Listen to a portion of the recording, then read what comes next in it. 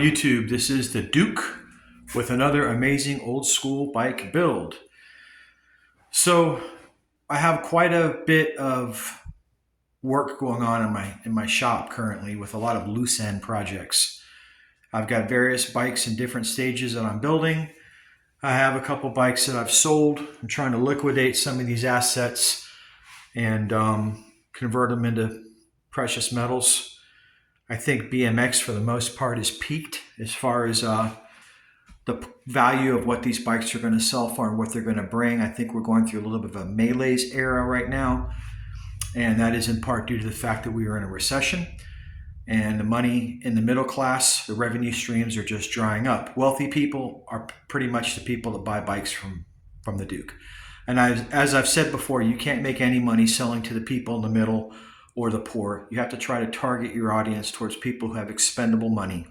And there are plenty of people out there who have expendable dollars. The way the country's breaking down is you've got the people with the $100,000 plus careers and people who are making way below that. And then you've got self-made millionaires and billionaires. And every year there's more billionaires and more lottery winners and more people out there coming into enormous and obscene amounts of wealth that to them a few $1,000s is nothing. It's a few dollars. So those are the people that you really have to try to find to buy your bikes, unfortunately. Most people who work out a middle-class living cannot afford the kind of things that I show in my videos. But I want to show you guys what I'm currently doing and show you guys a few things that I've sold. I've got this really cool Schwin that I bought a couple years ago. It's a Phantom Schwin made out of high-10 steel, but it was a really beautiful red fire engine bike. It had some really good components like some Femco rims. It's got a really nice Taiwanese stem, a quill stem, a nice Taiwan seat post, and a Viscount seat with the Schwin logo. And although I love Schwins, this is a Schwin bike that I'm okay parting with.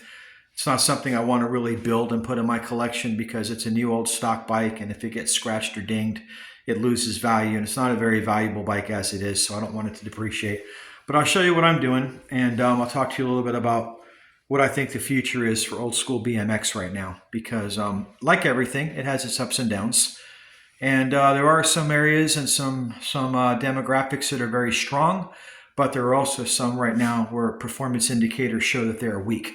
So I'll try to tell you guys what to stay away from if you want to hedge inflation and you want to put some of your money into an asset that will be protected and possibly go up in time, whereas an asset that will probably not go up in time and if anything may go down. So let's take a look at what I've got going on, and we'll talk a little bit of dollars and cents as well. And of course, we can't start our video without saying hello to Kitty. Say hi, Kitty. Hi, Kitty. Kitty's so pretty. She just loves, like I said, knocking my bikes over. So here's the Schwin. This is a 1987 Schwin Phantom. Yeah, man, that's a Phantom. And this is an absolutely 100% new old stock frame, okay? Bike's never been assembled. Comes with the original Schwin owner's manual with some real tough kid holding a 40-pound bike over his head like he's Arnold Schwarzenegger. Give me a break. If anything, this says our bikes are heavy, do not buy them. They should show a skinny kid with no muscles holding that thing over his head. I don't know who ran the marketing department for Schwin back then, but they weren't very smart. There's a really nice set of Femcos, new old stock. These wheels alone are probably worth a few $100s. I think that's the reason why this guy probably bought the bike, because he wants the Femco hoops and the Shimano hubs. And the fact that this came on a Schwin, you know, I've said in a lot of my videos, Schwin puts really good quality parts on their bikes. I've got an example right here of a beautiful Predator quarter flash. And this one has the MX 1000 die comp brakes. And it has a Rhea 7X black wheels. And they put a lot of quality parts into their bikes. And this one is on its way out. I'm glad to see it going. It's been taking up space for a long time. The CYC Stormer, got some changes being done to her. She's going to need a set of wheels. Other than that, I don't know if I'm going to part this bike out or sell it whole. It's worth so much more money in parts. But as I've said in many of my videos, As I say in all my videos, I don't part bikes out. I try to make bikes and restore them to their former glory and create masterpieces that collectors and enthusiasts can be proud to own. I'm not knocking people who buy bikes and break them down. There's money in that, but that's not what I do. I make bikes whole again, and I take painstaking time and effort to bring those bikes back to the original design intention of the manufacturer. And sometimes I'm able to do it. Sometimes I have to replace parts with something of like kind and quality because the parts are just unobtainable, like on a Cook Brother racing bike. I just did a video on that 20-inch CBR back there, and I talked about how expensive a real CBR set of slant stem would be for the bars, or a sand cast seat post clamp. I mean, they just bring ridiculous money. Now, I know the company that owns them right now is trying to bring them back. They'll probably CNC machine them.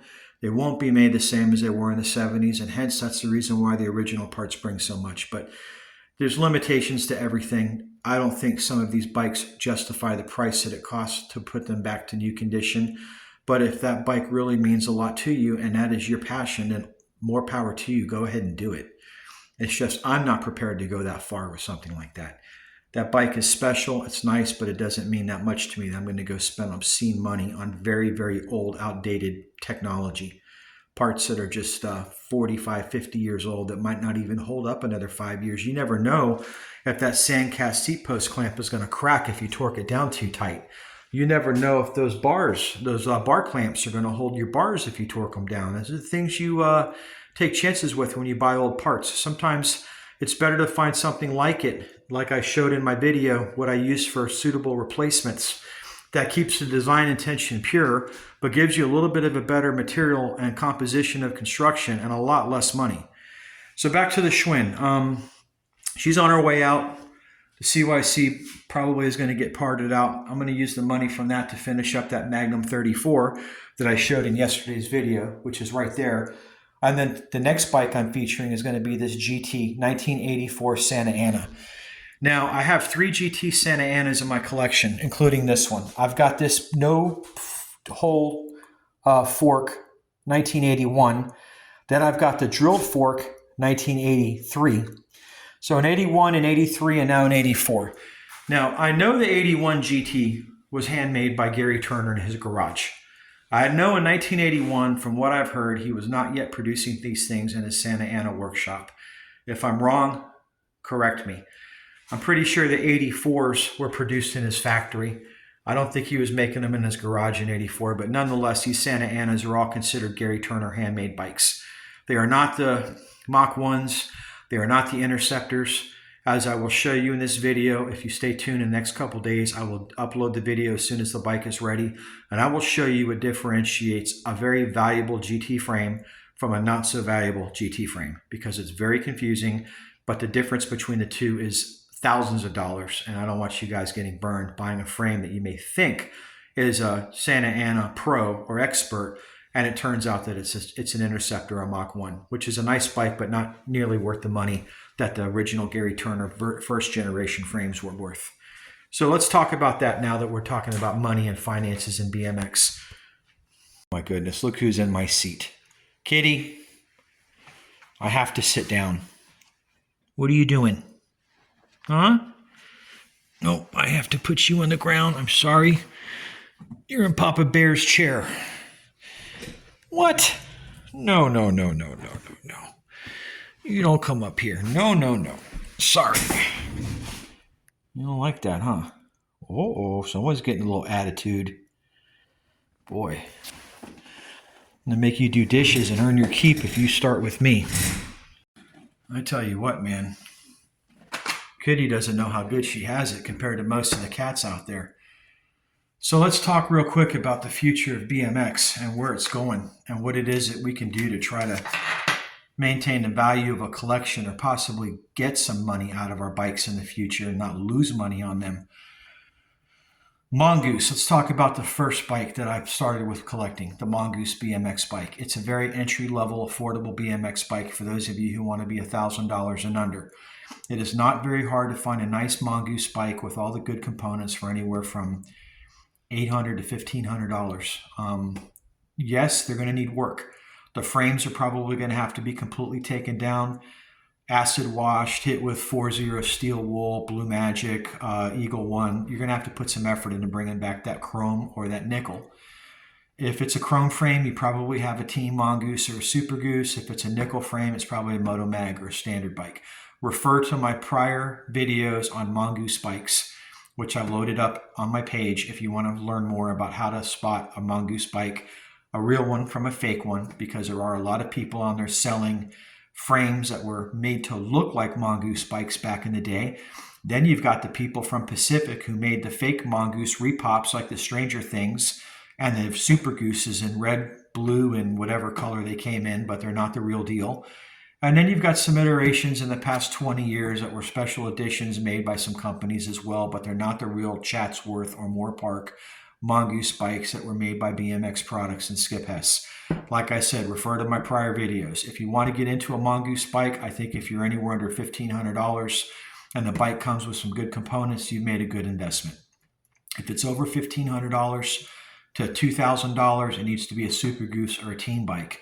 If it's over $2,000, it needs to be a Super Goose or team bike with some very good components, meaning cranks, rims, stems, seats, seat posts, brakes. When you start adding up the sum of all the parts and you come to a value that exceeds the price of the whole bike by $500, I say buy it. Because you at least know in parts value, if you had to break that bike down, you would get a good return on your investment plus a nickel to boot. So you can't go wrong with that. Next bike I would recommend is a Schwin Predator. If you don't want to spend over $700-800, buy a Predator like I just showed you. You have a nice set of die-comp brakes. You've got a beautiful set of array of wheels. These bikes came with these parts from factory. Yes, a lot of people have taken the parts off over the years and substituted them with much cheaper brakes and much cheaper rims. And if you really don't know what you're doing, you can make the wrong decision on the same $750 purchase and you just left $500 on the table. So refer to my Schwin videos that I've loaded up as well. And go to my page, like or subscribe to Duke Mitchell BMX. And if you need to learn a little bit about Schwin BMX bikes, I show you in detail 3 of them in my collection, what to look out for and what to stay away from. You do not have to worry about fake Predators. Nobody is making them. They're not high dollar bikes. You're not going to have Mr. Taiwan that makes every high dollar bike in the world out of high 10 steel in China and is currently flooding the market with fake Trickstars, fake SC bikes, fake CW Z-frames, fake Redlines, fake GTs. This guy's making everything fake. And he has the original blueprints to the bikes, and they do a pretty good job bending the steel and welding and finishing. And if you want to get a bike that looks like the real deal made in high 10, not 4130, and you want to save 50% on what that bike sells for, then all means buy one. But do not put it back on eBay and sell it as the real deal to a naive buyer who doesn't know what they're doing, because that's just not cool. And that's what's going to happen with these fakes that Mr. Taiwan is making. They're going to all end up on the marketplace, and it's going to really make a mess out of this whole business. And that's a whole other different video. Kitty, look at her. See, she's knocking my bikes over. It's beginning. It's like a domino effect. You knock over the Predator, you end up knocking every bike down all the way down the whole wall. That's right. Don't even think about it.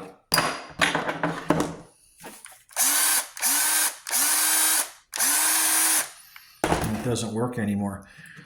Well, I used to redirect her. I guess she's immune to it now. Okay, so we've talked about the Predators. We've talked about the Mongooses. We've talked about Hutch. Let's talk about Hutch. Let me show you a couple of bikes that you cannot lose money on if you buy them right. They are money in the bank. All right, these 2 bikes are known as Hutch Trickstars. They're both 1984s. One is in Porsche white.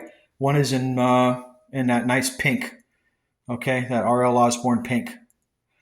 I believe it's RL Osborne. I'll get back to you in a second. My riders are very confusing right now. When Woody Itzen. My gosh, man. See what I mean? Woody Itzen pink. Man, I almost made myself sound like a complete idiot. So yeah, you get into a bike like this. Now you have to realize something. These are being faked as well. As with everything on eBay, there's more fake versions than the real deal. And because of Mr. Taiwan and his complete bike manufacturing operation of making fake bikes in Taiwan, He is now manufacturing fake Trickstars. And if you want to see a little bit about that, refer back to my Hutch Trickstar video on my homepage, and you will get to see videos I've done on both of these bikes. And at the end, I show one of his employees spray painting a Hutch Trickstar frame in baby blue. And the angles look pretty damn good, and the geometry looks pretty damn good. But I'll tell you some things that you can look out for that will show you right away that that's a fake Trickstar. Let me show you what to look out for. Number one, Mr. Taiwan's rear frame standers are humongous. They are twice the size of what you see right here coming out of the side of this bike. Number two, there is no Hutch stamped on the rear brake bridge. Number three, there is no serial number on the inside left dropout, unless, God forbid, he's gotten smart and he's done that. Number four, I seriously doubt the back of the thrusters on the Starship Enterprise are going to be drilled out. Then again, he has a real frame, so he might be doing that. Take a look at the way the braces line up on the fake compared to the real one. This will not line up with this. You'll see a differentiation in here on the 45-degree brace, okay? There's a few things that if you have the right eye, you can spot it. There's a few things that if you do not have the right eye, you're going to get stuck like Chuck. So refer to my Hutch videos. Now let's talk about Hutch as an investment. Everybody in BMX who doesn't live under a rock in Generation X from 1965 to 1980 knows about a Hutch Trickstar or a Hutch BMX bike, period. In freestyle, Trickstar is the Cadillac of all BMX bikes. The only thing that comes close to a Trickstar in my world is a Haro Master. I don't think there's anything else out by any other manufacturer that can touch a Haro Master or a Hutch Trickstar. Now, that's my opinion. A lot of you guys out there are going to say you're crazy. I have a Torquer or an RL22 or a GT Pro Performer or a GT Pro Freestyle Tour or a World Tour because they got sued for using PFT, so World Tour, whatever. Sorry, guys, I don't agree with you, but your opinion is respected. I just think that when it comes to, and I'm not saying the best quality, I'm talking about for investment purposes. Now, an RL22 or a GT Pro Performer may be a hell of a lot stronger than a Hutch Trickstar. I don't know. I don't do freestyle anymore. I did that when I was a child back in the 1980s. I buy bikes now for other reasons, but I could tell you that the return on investment on a Trickstar is always going to be better than a Pro Performer. They're rarer bikes. They made less of them, and from day one, they cost twice as much as a Pro Performer. You could see there on my sign from the 1980s, a Hutch Trickstar $499. Pro Performer was like around $325. My little brother had two of them. I remember when my father and I went to Night Bikes in Cutler Ridge and bought him his first Chrome GT Pro Performer in 1984. And I think my dad shelled out about $300 for that bike with some very good components. They had a Trickstar at the time in baby blue. That bike was amazing, and I think it was almost $700. So there was always a big difference in price between the two bikes. And anyone who was around back then knows that now. And that's the reason why they're priced the way they are. A nice Trickstar you're going to find is going to cost quite a bit of money. But if you buy it for the right price, I'm not going to tell you what that should be because the prices are all over the board. You can get them anywhere from $1,500 to $5,000, depending on the condition and what parts they bring. And in some cases, even more than that. You know, I've seen them sell for 6 or 7. I sold one a year or two ago for 7. It was Chrome 84. It went out to Santa Barbara, California, but that was before the wildfires and half of California became homeless. So even in California, the Burbank area, the Hollywood area, the hills, after what happened to the Pacific Palisades and the areas there that burned up, you know, around Malibu, there's a lot of financial problems going on in California right now, and those same buyers aren't going to be there right now. They're trying to get their lives back together, putting their houses back together again. And from what I've seen in videos, they're not even starting to make homes. They're still dealing with gas lines and debris and demolition and cleanup, and God only knows how many years it's going to be before those people get building permits and they're able to start putting their houses back up again, if they are going to be allowed to. That remains to be seen. So my point is, there's a lot of financial pockets that were available a year or two ago that are no longer available right now. But if you want to invest some money in a Trickstar, I can't tell you not to. I would recommend not buying a re-release. Do not buy a repop. The company, the JDM brand that's out now, or the John D bikes that they call them, he brings back a certain amount of batches every so many years and makes a run of them. They're nice little novelty bikes, but they're not the original OG Trick Stars. Okay, they're not the bikes that were made by Thruster. They're not the bikes that were made back in the day by Hutch. They're just variations of these, and for all I know, Mr. Taiwan is making those too. God only knows where those are coming from. So try to stick with one that's got the baseball logo, which means it was a Japanese-made bike, on the inside left rear dropout, or even just the 7-digit serial number with no baseball logo. It doesn't matter. They're valuable bikes, but make sure it's got the serial numbers, the holes in the back of the frame tubes that I showed you, and make sure that the parts just look like they line up correctly. Even with all of that, I still recommend that you do your homework before you make that purchase. On eBay, you should be protected. That's the only place you'll have protection if you buy a fake bike. If you buy it off the marketplace, or if you buy it off of any of the BMX pages on Facebook, like I belong to 80s BMX, GT BMX, Hutch BMX, Mongoose BMX, all these BMX pages. I belong to all of them. And you see this stuff for sale on there all the time. And I look at this stuff, scam, scam, scam. For guys and girls, once you buy that through that marketplace, and I don't care how many times the guy shows you pictures of his bikes, he tries to have a video connection with you, he asks you numerous times to call him to discuss prices. It's a scam. Stay away. Do not let the money leave. Once you do, they will cut all communications through Messenger with you, and they will close down out shop completely, and they will take your money and run. And there's nothing Zuckerberg is going to do to get your money back, because that little bastard doesn't give a damn about how much money you lose on Meta. It's not in his interest to fix any of it. He makes his billions of dollars based on how he can cheat the system. Okay? And he's due for a reckoning himself because of what he's been doing with his marketplace and his AI and developing software for China that's against American interests. And all that stuff is going to be coming out pretty soon. I think the guy's hurt America tremendously and made himself billions in the process in the meantime.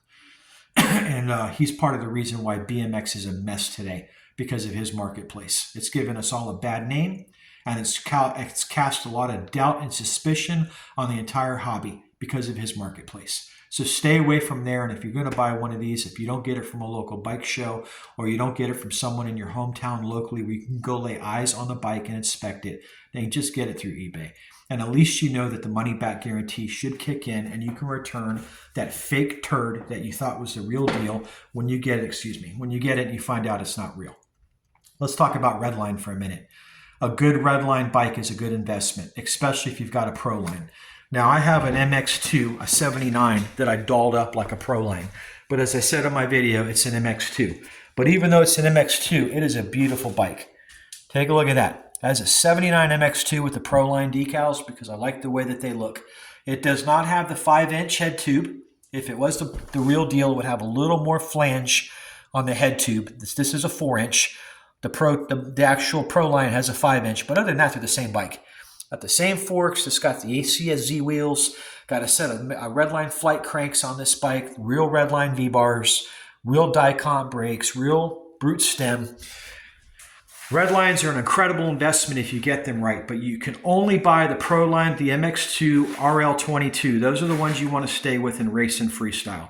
The newer versions that were made in the mid-school years and the more recent years aren't going to be worth diddly squat.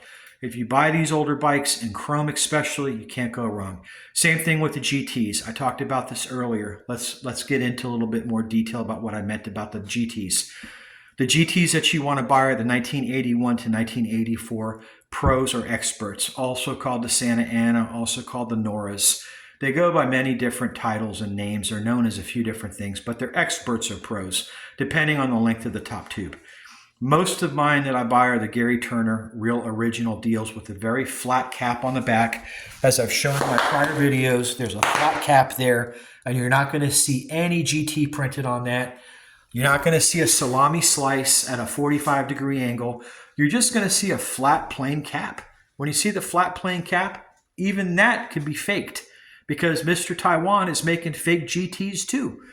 And they've been making the fake GT Nora for at least 15 years. I've seen videos on YouTube of dudes back around 2005 uploading videos on fake GT Noras. So you have to be really careful with those as well, but they're a good investment if you can find one. And freestyle bikes, Torker, CW. If you want to make a purchase with a Torker 280 twin tube or a CW, good investments. There's Kitty back there. Look at Kitty. What are you doing? Oh, you're laying in the money pocket. You know where you're supposed to be. That FS1 and that Luscious Lavender, that's not the repop. That's the real deal. That's a great bike too. Okay. And like I said, Mongooses. You can't go wrong with them. An Expert, a regular Moto Mag, a Super Goose, a Team Mongoose, Mongooses are great buys. People are always going to want to get their hands on Mongoose bikes because the majority of us kids growing up could not afford a Mongoose. Like I said, we were lucky if we got the Huffy or the Schwin. So nowadays, people are sitting in their 40s and 50s and 60s, the Gen Z, the Gen Xers. They have a little bit of discretionary spending. They have no problem dropping $1,000 on a nice Mongoose bike. Have I seen the prices cool down? Sure they have. A year or two ago, or right after COVID, these things would fly off the shelves for anything under $3,000. If it was a Super Goose or if it was a team bike, it would have been gone immediately. These things just sold like hotcakes. The momentum has severely died since then. The prices are coming down probably to 65%, 75% of what they were before. The sky is not falling. People who are selling their bikes know what they have, so they're not giving them away. But what you're seeing is a lot of prices that are coming down, and they're coming back down to normal levels. Because we did get to a place before where the prices were just getting stupid. And people were just getting stupid money for bikes that were just panic purchases that people were buying after COVID, sitting home with nothing to do, going crazy with a credit card, saying, I have to do something to occupy my time. And what are they going to do? They're going to start going on the websites and they're going to start buying. You're not going to buy Trans Ams, IROCs, and Dodge Vipers. You're going to go buy things that are cheap, that are under $5,000, that bring you some kind of happiness. And so they were just gobbling these things up as quick as they would go on eBay. Back in 2021, 2022, even up to 2023 and some of 2024, you would see these things sell within 72 hours of hitting. They were never relisted. They sold the first time around. Now there's people that have relisted these bikes for months and then unable to get the price they want because they have this turd that they think is valuable. And the only thing they really have is a Mongoose frame, but they've got a crappy set of bars, a crappy stem, crappy wheels, crappy cranks. But yeah, they might have a Mongoose stem that's all peppered up and rusted, and they think they have a $2,500 bike. Or like the video I did on the guy who was selling a completely fake Mongoose frame for $2,500, and the frame wasn't worth 50 bucks. Just a complete piece of crap frame. That's the video where the guy had his feet in the pictures, and I made a remark about that. I took that video down because I realized after putting it up, it wasn't very nice, the things I had to say about the guy who put the bike there. But at the time I was angry because I really believed that the guy believed that he had a fake Mongoose and he was trying to pass it off as the real deal. I might have rushed to judgment and not realized that the guy didn't know any better. And perhaps he had a fake Mongoose all along and just didn't know it. But, you know, it happens.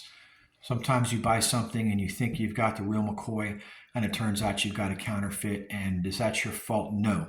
Should you do your due diligence before you resell the bike? Absolutely. Did the guy show pictures of any serial numbers on that frame, as I said, on the bottom bracket or on the cigarette pack or the matchbox, whatever you guys want to call it, which Mongoose bikes will always be stamped in those locations? You can refer back to my Mongoose videos again if you want to make sure you're buying a real legitimate Mongoose bike from the 1977 to 1983 era, the golden era of Mongoose BMX. Refer back to my videos. Like I said, I've done videos on all of these bikes and I've taken you guys to school on every single one of them and told you what to look out for and what to stay away from. And if you follow my advice, you're going to hit bullseye. If you don't, well, you were warned. So like I said in the beginning of this video, I'm going to recap it right now. Look for my next video on this 1984 GT Pro. I'm going to have her finished up this week. And I've got some bikes going out, and I always have some new stuff coming in. Until I find something really remarkable that I can bring to you guys, I'm not going to be loading videos up on a daily schedule. I'll be probably putting them weekly or bi-weekly because the stuff is starting to. I've got too many bikes right now, and I have to liquidate some of these before I can get some more. I'm just out of room. So let me thin the herd out, and then I'll reinvest that into buying some other interesting bikes. And most of the bikes that I buy, man, I just buy them for content purposes. I just want to bring interesting things to the channel that you guys can see. Then again, sometimes I like the bike and I want to buy it for myself. But most of the time, when I make the purchase, I realize this is going to be really good for my channel, which I'm trying to grow, because there's so many BMX channels out there right now, and there's so much misinformation, and so many people on there posting bikes and they have no clue what they're talking about. And I know sometimes I may make some mistakes, like I said earlier with R.L. Osborne and that pink trick star, and I realized it was Woody Itson. There's a lot of people that pop into my head when I look at these bikes over the past 50 years. You know, I got Diz Hicks with CW, I got Mike Dominguez and Hugo Gonzalez and Eddie Fiola with Hutch and GTE. You know, you got all these riders that just pop into your heads. You got Tinker with Juarez with Mongoose. You know, you've got, you know, every bike I look at, there's a name that comes, and sometimes the names get a little confused, but I know who these guys are. I was there when these guys raced. I raced against some of these guys in Miami when I was a kid. So I know a little bit about what I'm talking about. But yeah, sometimes I do get confused. All right, guys, this is going to conclude this video. This was the Duke, and I appreciate your time. And if you like the information in my videos, please hit that like button or subscribe. Until the next time, like I always say, stay rad.